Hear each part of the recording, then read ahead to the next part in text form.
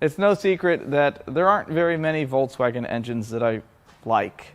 But of the ones I do like, there are some that are really, really good engines. And today we're going to tear one of those down. I've been asked a million times to tear down a 1.9 liter Volkswagen TDI engine, and that's what we're going to do today. Now, we're not tearing down an ALH because I still haven't found a bad one, but I did find this. This is the predecessor, the AHU. It's out of a Mark III, so mid to late 90s Volkswagen Jetta TDI. And I got lucky because normally the place that I buy most of my engines from, or the several places, would never have something like this. In fact, they didn't even know they had it, so I bought it.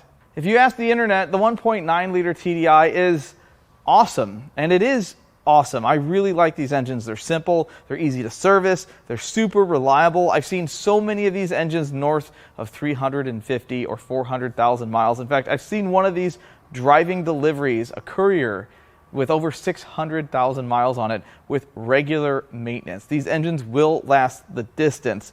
That doesn't mean that I can't sell them. In fact, I've sold lots of 1.9 liter TDI engines over the years, and every single one of them ends up in some other application because people swap them into something else. Now, this being an early TDI, this is 90 horsepower and about 155 foot-pounds of torque, but you can tune these up to 150 to 200 horsepower at the wheels relatively safely. I'm not advocating that you do things that are going to blow your engine up, but these engines are tuned very conservatively from the factory. Now, this engine came to me just like you see it. And obviously, we have a failure that we can see right away. That is not cut. That is broken. So timing belts do break on these engines when they're not changed. The bearings fail here. Injection pumps can lock up. It can seize cams when they're run low on oil and break a belt.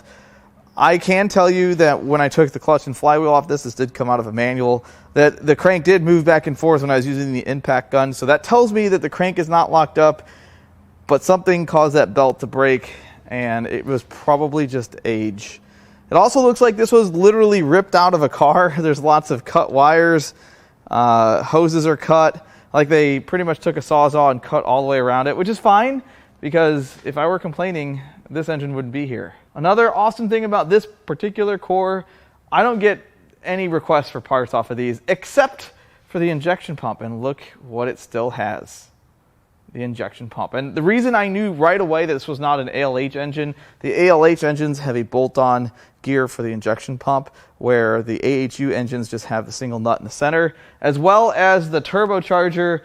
It doesn't have a VGT turbo. In fact, it's hard to see, but there's a wastegate right here, and that's only on the earlier 1.9 TDIs. Normally, the first thing I do is see if the engine turns over, but without a belt on it, I know these engines, when they break timing belts, valves crash into pistons, so we're going to avoid that. Instead, we're going to start pulling some parts off. Since there are no spark plugs to pull, we're going to just figure out what they have done here with the hoses. How did this happen? Oh, I see how this happened. There we go. And everything was clear, that's fixed. I'll just put this back over here. Nobody would ever know. The first thing I'm going to do now is check the oil. It's empty, thank goodness. The one time you want to see it empty is on my stand.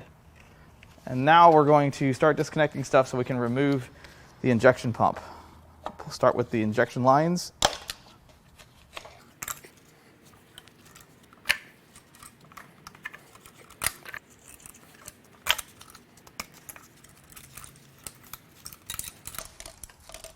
Next, we're going to get the gear off the injection pump. I think these are tapered. So I think I'm going to think about how I'm going to do this. I'm actually going to tighten this back up and see if I can rotate this to have access to the bolts. Right like that. All right, now I've access to these. Can I have that back? No? Okay. We'll just stack it in there with the other one. All right, there's that's not okay. That's a problem. Okay. Well, It has broken the stud retaining plate, which is going to make this a whole lot of fun. Let's see what we can do here. So that is broken. The other end of this has a stud on it that now just spins. So that might be a little bit of a challenge to get out, but we'll cross that bridge later. Now there's a 13 millimeter bolt down here.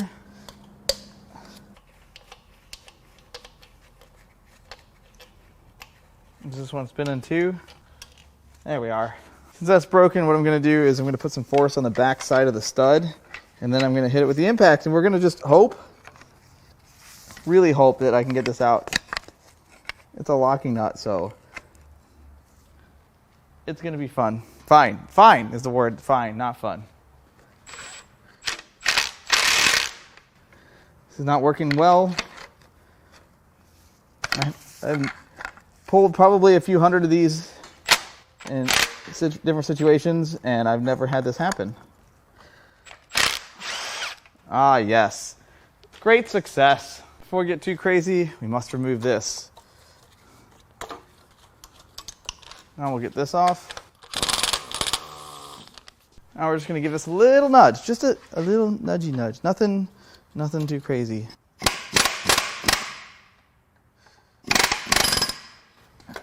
Doesn't take much. And the injection pump is out. So this is what I was facing. This is supposed to be part of one of these, like that, but it broke off. So I had to use old blue there and hold some pressure against it so it would take the nut off. Now it's time to divert our attention to the back of the engine.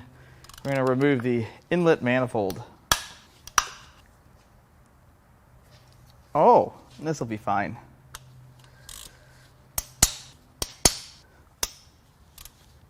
Oop, that's going to be unfine. Let's get blue to give us some space. There, just a little help there. I'm actually going to tap this in all the way, make sure it's fully seated. I do not want to strip one of these out. I don't know why these have hex head bolts, but they do. Very good. A little tap-a-roo. Great. Now we can zip them all out.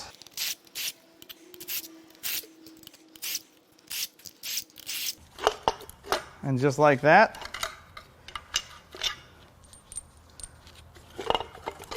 the intake is off. Let's take a look at these intake ports. They're not super clean. Kind of gross.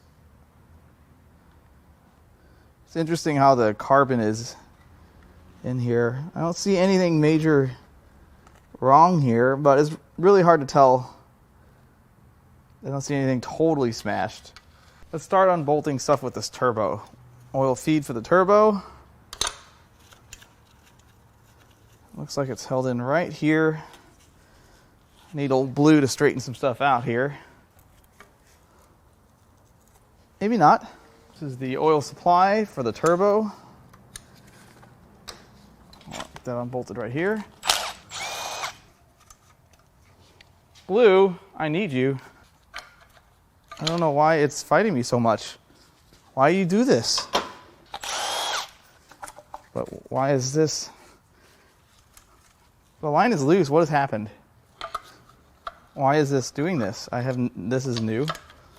See, this is loose. Right there. What if I just...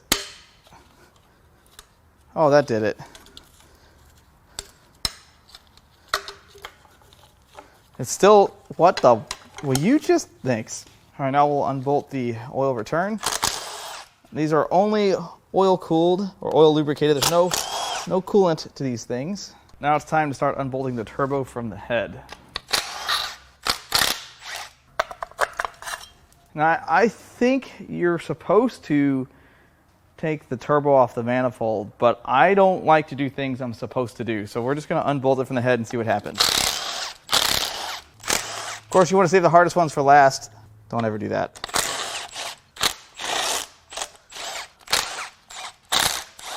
We're making progress here. I believe there's only this one. Oh, oh, look at that. It's off. Wait, it's not off yet. Now it's off. And here is the, oops, sorry, I didn't mean to kick you guys. There's the turbo. Little guy. There's my hand for comparison. And there's a little bit of play there. Now, I would imagine this hasn't had oil, fresh oil in it in a very, very, very long time. And it's had lots of dust and dirt. But I still don't think this is a good turbo. I can't imagine these having a ton of value at the moment either. And there's the wastegate, which the ALH does not have. Those are VGT turbos, and these are internal vacuum source wastegates. Now it's time to go to injector town. I'm just going to disconnect some stuff here. Glow plugs. This is crankcase ventilation. It can hang out over there.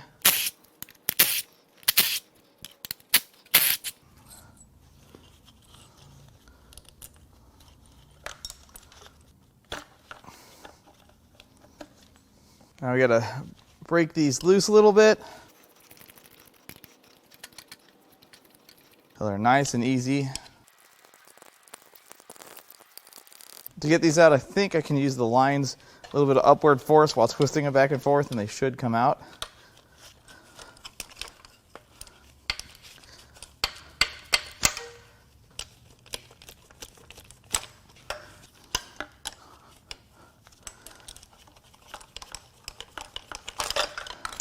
And we're out. So I don't really see any major problems with the injectors. These are really simple components. They're strictly mechanical injectors. They're not worth a whole lot of money. Nothing on this engine aside from the injection pump has a ton of value. It just means that they're all still running. That's what it is. Now it's time for the valve cover. He's got these little caps on here.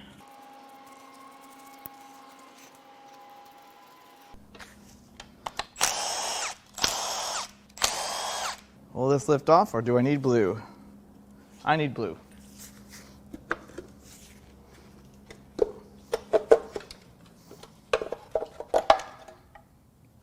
Look at that. Well, I see a problem already. That's a problem. Yep. These are so simple. Look at that. 1, 2, 3, 4, 5, 6, 7, 8 valves. That's it. Just 8 of them. One camshaft. Do you see rocker arms? Do you see valve train? There's just these little buckets, solid lifter buckets, which is what is wrong. So back here, okay,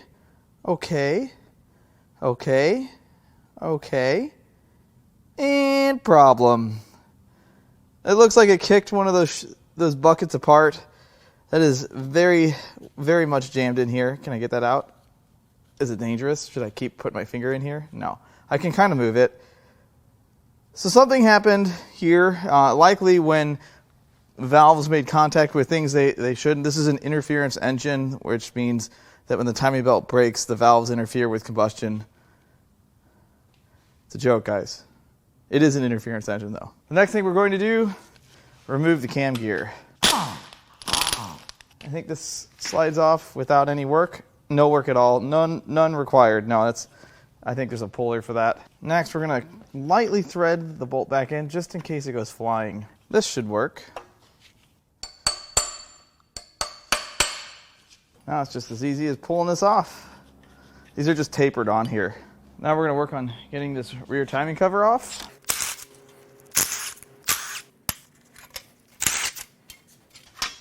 The head design on this engine allows it to be pulled with the cam, but that's not what we do here. We take things apart. So I'm going to cram the cam caps off so we can see what the journals look like.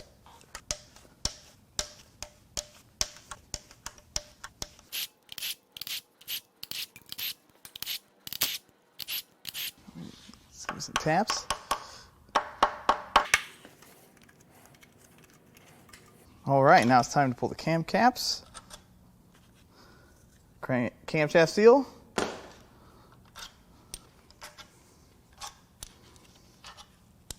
To get this out, you simply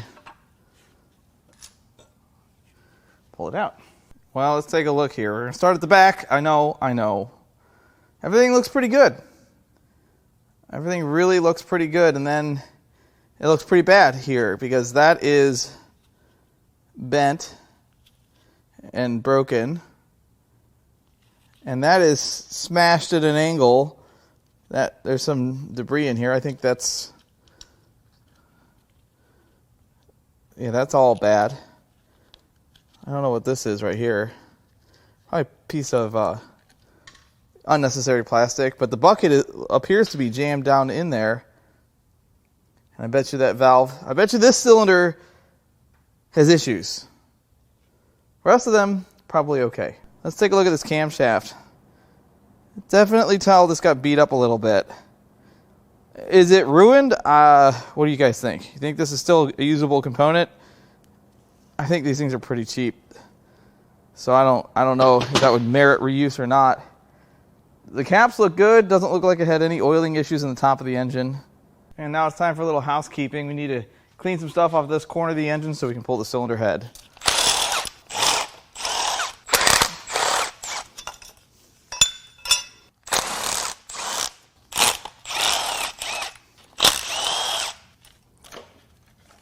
This is, you know what, we're just going to handle this. And we're off.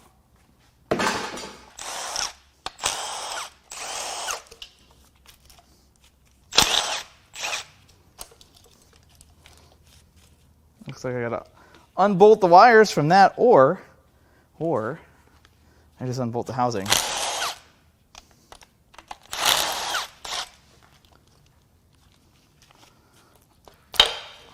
Much easier. Now it's time to crack the head bolts loose.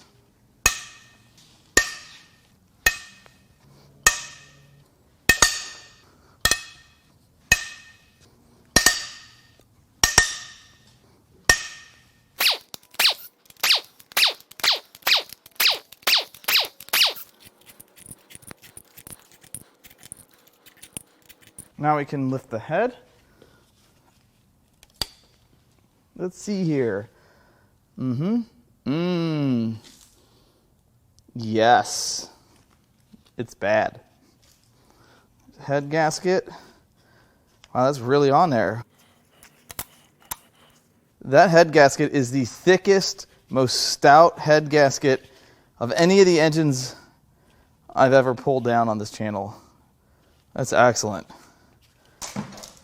Well, you can definitely tell there was some piston to valve contact. You can see right there on the left. See right there on the right, a little imprint. It's a little cleaner. There's very apparent on the left and on the right. And classic damage from a broken timing belt. Of course, the damage doesn't look so catastrophic like some of the other engines we've torn down on the channel, but believe me when I say you can't just put a belt on it. You can't just put a belt on it. The bores look a little rough. It's definitely been sitting around a while. Lots of moisture in here, but it's not super rusty. But you know what time it is? It's time for some science. Now, I know, and you know that I know, and we all know that the likelihood of finding a disconnecting rod is pretty low, considering 1 and 4, same position, 2 and 3, same position. But for the sake of science, we must proceed.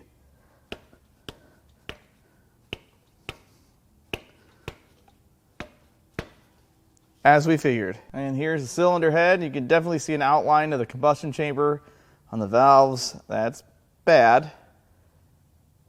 And it doesn't really bend valves in a very notable way because the direction of the valve, the angle of the valve is totally perpendicular from the cylinder head surface, so it doesn't really have a direction to bend it.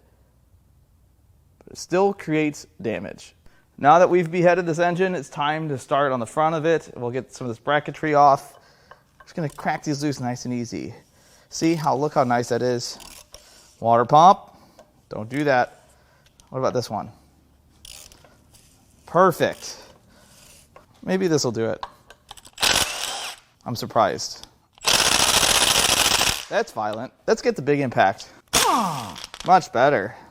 Oh no, it's stuck. Perfect.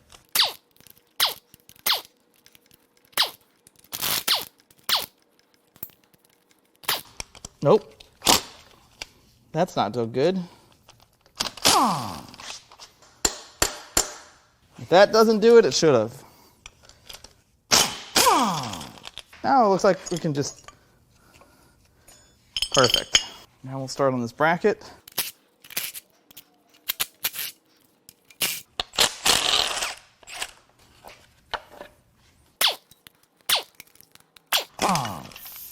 Now the crank bolt, nut, fastener. Does this come off easy? Oh yeah. Oh, that's not good in there. Well, this is all melted in here. Did this thing overheat? I mean, this got hot. Look at, there's the other broken end of the timing belt. Look at all this junk in here. Or is that friction from the belt getting in the way? That's cooked. All right, now we can hopefully unbolt this. And there's the lower cover. And the timing belt's off. I don't know if that amount of play is normal, but it doesn't look good. Let's see what we can do with this masterpiece of stuff.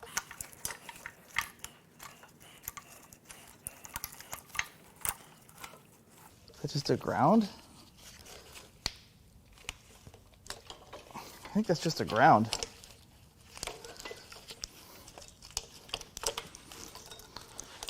Oh no, this is a sensor. Yeah, I should have done that all along. Now I need to get the oil filter housing off, and to do that you have to remove this cooler, which has a 27mm stud essentially.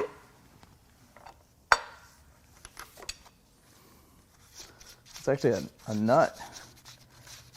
I thought the whole thing would unthread, but it's just this. And that should just, it kind of moves. All of this rubber junk.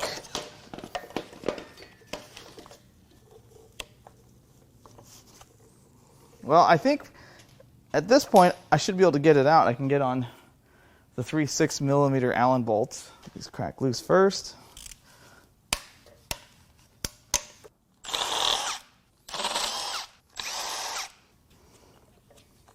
There, now we can take that off. And this can just hang out here. While we're here, we'll get this off. This is a vacuum pump for the brake system. Looks like a distributor. It isn't. It's very tight.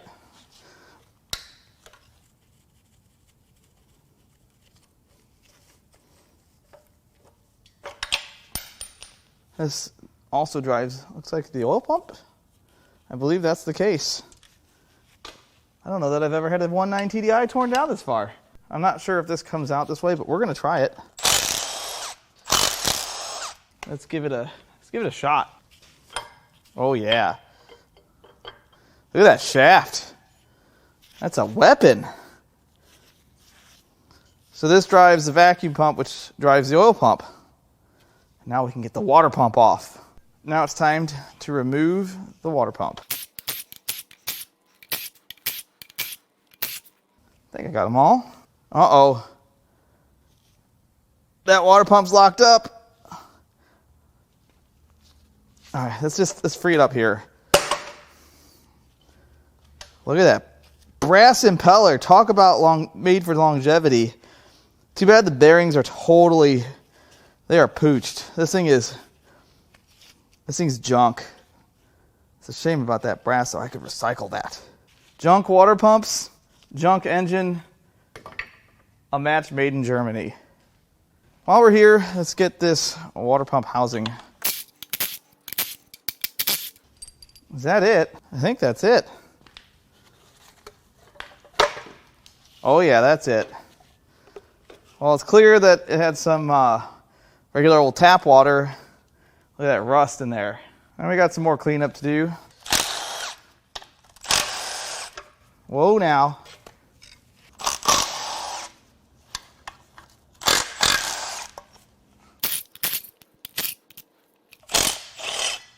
Now let's roll this over so we can remove the oil pan.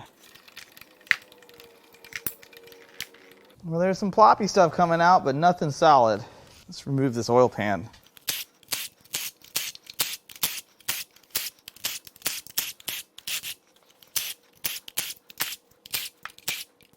Now, there is a way to get these off.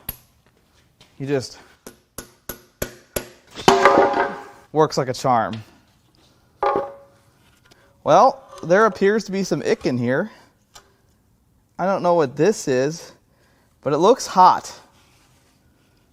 Here's the oil pump. Well, the pickup has a little bit of debris in there. It's certainly not clogged. I don't think this engine had any oiling issue because we would have seen some damage in the cylinder head, which we didn't. So at this point, we're going to remove the oil pump. I don't know that we'll take it apart. We'll probably take it apart.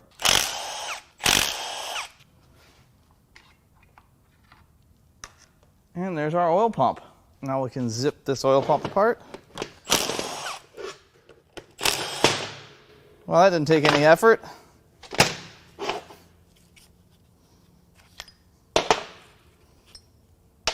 Let me get this stuff cleaned up and we'll take a better look. So taking a look at the gears, they have some wear. I'd be lying if I said they were perfect.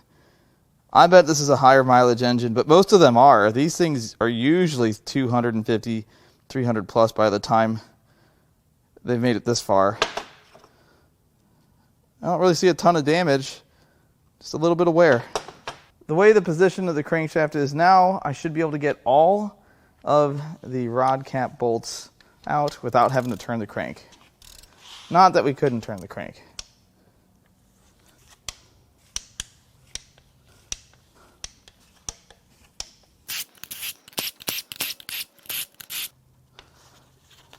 A little tricky getting this one out.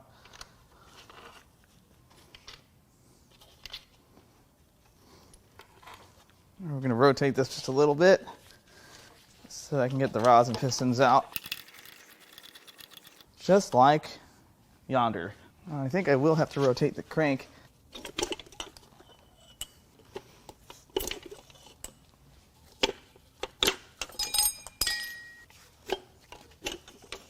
Before we get the main cap bolts loose, we have this front cover to remove.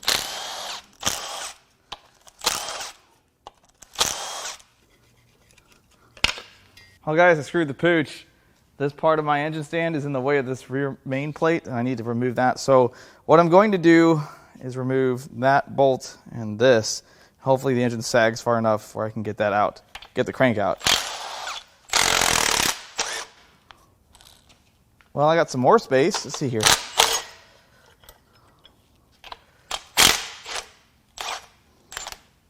Let's get blue and see if we can stretch this space out a little bit. I really need to get this off. Here, we'll just take this off since the other one's tougher. No, we can't do that. Nope, can't do that. Didn't think that one through. Wouldn't be the first, won't be the last. All right, now look. Easy peasy.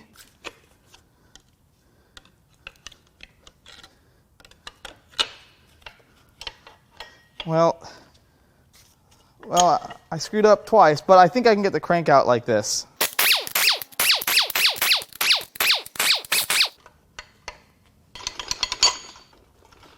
That's the thrust bearing. That one's very, very much in there.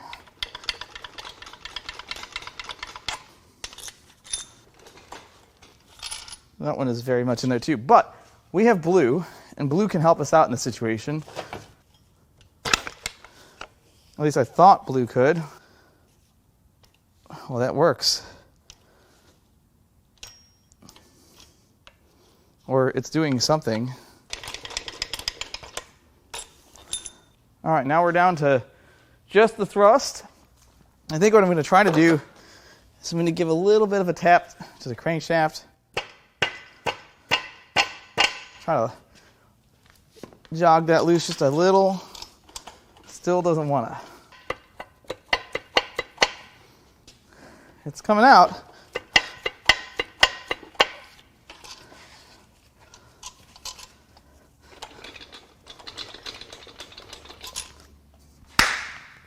Let go now, please. That did it. And then it undid it. Now, crankshaft can be removed. Let's see if we can take the cylinder head apart.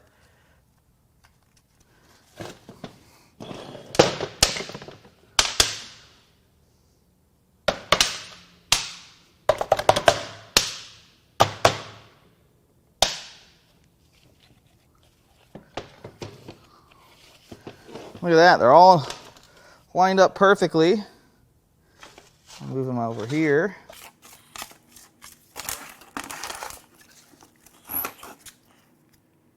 And you can definitely tell that that one broke the bucket. All right, I make no promises that this is going to work, but it might. Oh, yeah. So there's the bucket, what's left of it, and it looks like the valve might be okay. I think this head is a serviceable head. I think it will have to go to a machine shop. I'm not going to knock everything apart because this head may have some core value. I haven't had a 1.9 TDI in the shop in 5 years, maybe 6 years. So there's the damage. There's the broken bucket. Not a lot of carnage considering. Pretty resilient little engines. Let's take a look here. Here are the rod bearings, and they definitely have some wear. I would say this is a higher mileage engine. They're not terrible, and I looked.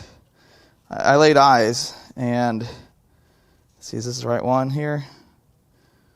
There you can kind of make out 07, 95. So this is probably from a 96. Whether it was a Golf or a Jetta, I don't know. I mean, I suppose it could also be from a Passat. But it is an early one, an AHU. Let's take a look at the rods and pistons. Now, I'd like to mention that all of these parts are for sale. Anything that's good, anything that's bad, if you want it for your desk, if you want it for your engine, or if you want the whole thing in pieces, however you want it, I'll give it to you. I mean, sell it to you. That's what I meant to say. Pistons all have valve marks on them, but I don't see any damage. The rings, plenty of thickness left. Look at the size of them rings. Those are lifetime. I mean, okay, the rings don't last forever, but they last a lot longer than modern engines, that's for sure. A little bit of skirt wear. I think these pistons would be just fine. Obviously, you'd want to run them through the wash, make sure they're not cracked or broken. I didn't see any, well, I don't think they're broken. Let me get a light on one of these here in a minute. They're not too bad. So I thought I saw a small hairline crack. It was just dirt. I don't see any damage. It would take a lot to break one of these. And the main bearings, wear, but not destruction. Looks pretty good. Which means that the crankshaft is still very serviceable. I don't see anything that's going to require major machine work. Looks pretty good. And this is the tone wheel for your tachometer. Let's take a look at these bores. They're not great, but I see no major wear or damage, just a little bit of rust pitting. And that's probably because this engine's sat around for a while. There's a shiny spot there. A little bit of wear on the thrust side. No major gouges though. I think this would clean up with a quick hone. At this point, the newest version of this engine is old enough to buy alcohol. The final year for the ALH was 2003, which makes these engines decades old. And that is double the average age that we see on this channel. Some of the engines we've torn down are only a couple years old with less than 30 or 40,000 miles on them. So to hold an engine that is that old to the same standards as a modern engine, it really isn't a fair comparison. On a modern engine, how many people could have possibly owned it? How many times could it have been serviced? How many hands could have been on it? What could it have gone through? Whereas a 27-year-old engine, there's a lot of unknowns there. How many owners did it have? We still don't know the miles of this engine. All we know is it's out of a 96 Volkswagen, probably a Jetta or a Golf, and it only makes 90 horsepower. And I know some of you are like, well, my weed eater makes that. And it might. You might have a crazy weed eater. It's probably heavy. But back then, a lot of cars were much lighter. A Jetta or Golf back then was 2,600 pounds. There's hardly anything you can buy today that's that light. So the power number itself doesn't really mean as much. But one thing is for sure, you still have to maintain them. It doesn't matter how good an engine is, maintenance is key. And the timing belt on these engines is paramount. I have seen so many of these engines killed from people not changing the timing belt. And it's not a hard job. It's not a lot of labor. The parts aren't expensive, but people just wait until it breaks, and at that point, the damage is done. Now, speaking of damage, this engine wasn't really that bad, although I feel a little weird selling this head as good. It would have to go to a machine shop. Knowing that pistons hit valves, I couldn't sell it as good, but it might be a good rebuildable core. This engine has a lot of other good parts to sell, but none of it has a ton of value except for the injection pump. The rest of it, if you guys want any of these parts, everything is for sale. If you want parts out of anything else I've torn down or off of this 71,000 mile CLS 55, good old M113K, hopefully I get a core when I sell this engine. I'm going to leave our email in the video description. You can also go to importapart.com and peruse our inventory. I've been uploading our new parts cars every single week. I really hope you enjoyed this video. As always, I love all the comments, all the feedback, and even the criticism. I love it all, and I'll catch you on the next one. He.